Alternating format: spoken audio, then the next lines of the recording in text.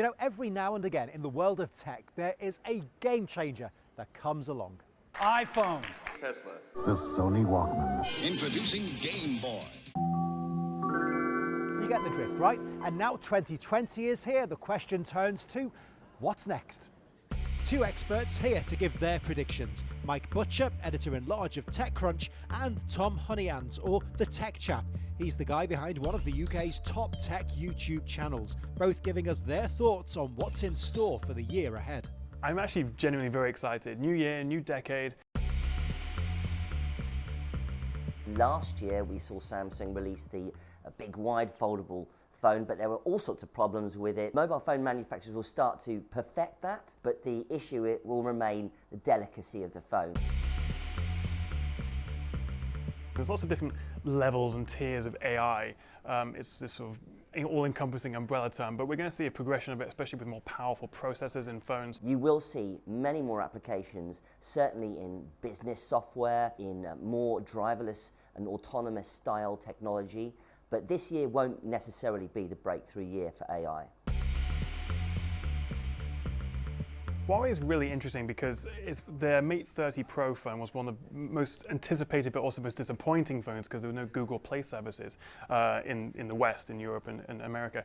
It's such a shame because they have such innovative products, great cameras, fantastic batteries. The phones are incredible. As 5G networks roll out and the debate about Huawei continues, the issue is not necessarily who controls the whole thing, but who's the brains of the network.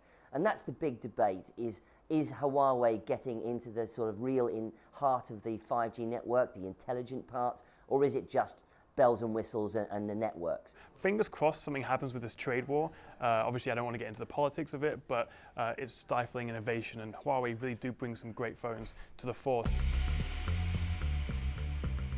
There'll be many more rollouts of networks across big markets like the US and Europe, and obviously China. It'll be really transformational for the average person. People have been saying this is the year for years. I think 2019 it was turned on. I think 2020 is the time we're going to get it in the iPhone. We're going to get it in more mainstream phones. So it's going to be for everyone 2020. So not just super high-end. There's just a handful of handsets right now. The biggest impact of 5G will be in industry and in business, where things like the Internet of Things will start to take off.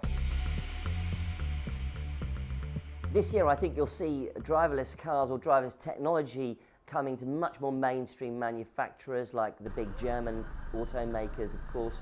They'll be semi-driverless, certainly a lot of more autonomy in your average electric car as well. I mean, it's obviously really, really exciting. We're going to get the Tesla Model Y in 2020, that new Cybertruck that we've all seen, that's probably 21, but we're going to see a lot more electric cars and also a little bit more autonomous driving.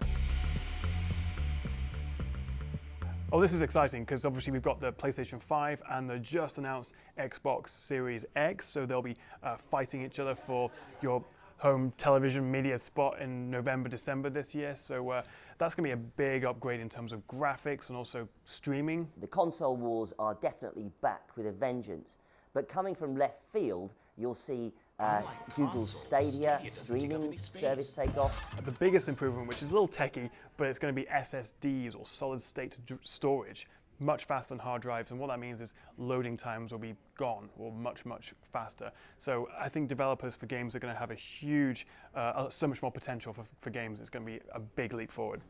And so another 12 months is upon us. A year of innovation, a year of surprises.